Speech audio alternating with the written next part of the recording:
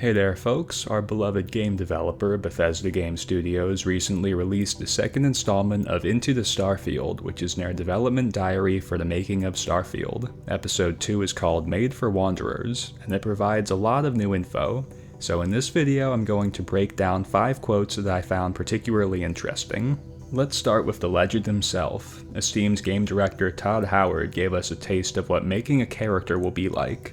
The backgrounds, the traits, defining your character, all those stats, and I think there's so many games now that do those things that people are ready for something that does a lot of the things that older hardcore RPGs, something we used to do, doing those again in a new way.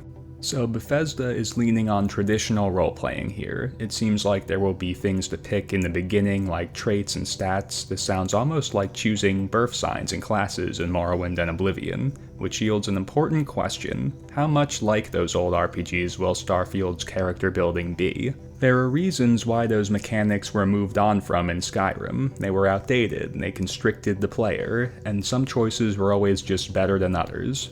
Doing away with those tedious mechanics is a huge part of why Skyrim became so popular.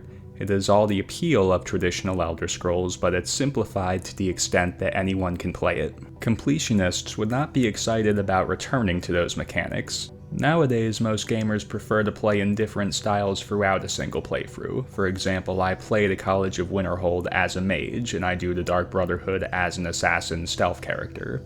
In this age, gamers much prefer getting to choose and change how they play throughout a single playthrough, as opposed to picking a style in the beginning and having to stick with it.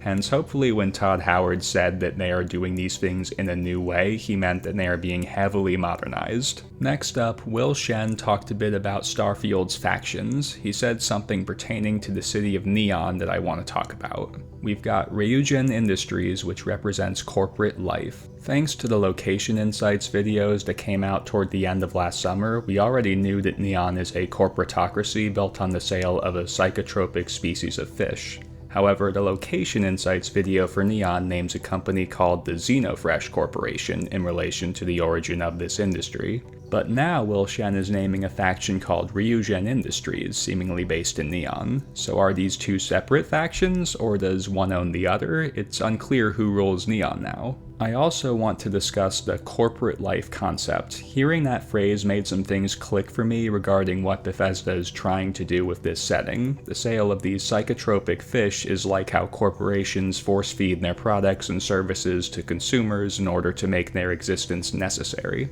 The faction or factions running the show in Neon are essentially using the population's reliance on the fish to rule the city. You need a job, our company has the best jobs. You need fish, only our company has the means to produce fish. You need a room, board, healthcare, all that is provided by our company, etc. I think this is a terrific idea for a setting in a Bethesda game. It suits this developer's style so well, and I just can't wait to experience it.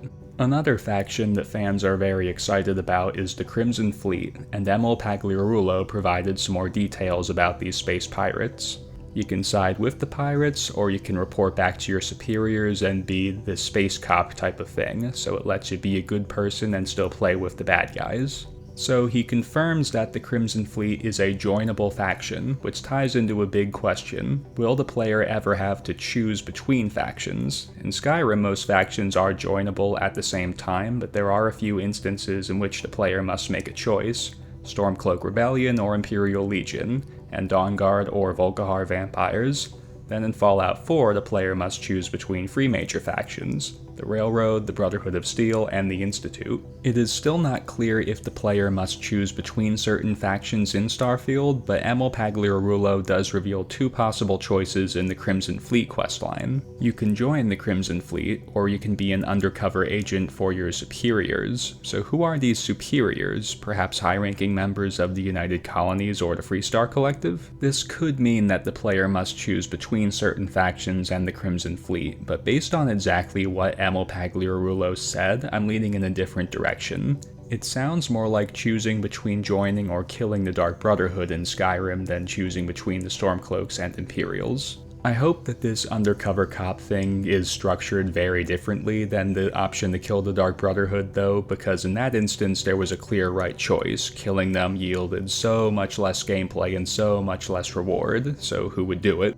I think being an undercover cop spying on the Crimson Fleet for a whole questline would be awesome. Just imagining the quests that Bethesda could do with that concept, it's all just so captivating, and it would be so much fun. So I really hope that's where they're going with this idea.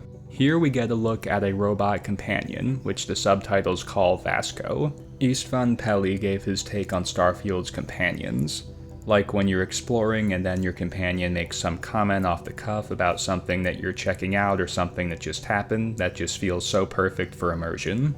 It sounds like Bethesda will expand upon what they did with the Fallout 4 companions in Starfield, as in they'll have opinions about the player's actions and can comment on certain things. Fallout 4 was a great first attempt at that concept, and hopefully it will be perfected in Starfield. The panel then started talking about persuasion, and in Starfield the concept is going to be more than just dialogue options. Will Shen said, yeah, we sat down and it was funny. We didn't start with let's do an evolution of let's look back at the old Oblivion system, but there are a couple of beats there. You have to think about what's my risk here? Which one do I want to choose? We didn't want it to be a system where there was definitely the right thing to say. So Bethesda is drawing inspiration from the Oblivion persuasion system to make a new version for Starfield. That has potential to be very fun, however I think it would be unwise to sacrifice the persuasion dialogue more recent games offer. The Oblivion persuasion game was just a little puzzle with no actual dialogue. If the goal is to be more immersive, then going back to a minigame like that would be a step in the wrong direction. The persuasion feature in later games is much more immersive than the Oblivion system because the persuasion dialogue options they offer are actually thought out and written. For example, bribing a guard to let you off the hook for something because you're in the Thieves Guild. It's more immersive because it has a basis within the context of the player's interaction with the world. Those dialogue options make for better storytelling than turning a little wheel hoping it will make the NPC like you more. I'm sure Bethesda feels the same way. After all, Will Shen called it an evolution of the Oblivion system. So their discussion about the Oblivion persuasion game is likely just for reference or footage purposes. My guess as to how Bethesda will approach Starfield's persuasion game will be that they'll try to combine the Oblivion game with the dialogue options that games like Skyrim have to offer, which I think would be a lot of fun, and I'm very excited to try it. That concludes this video. Thank you for watching. Please subscribe, like, and share. Every bit helps this channel grow.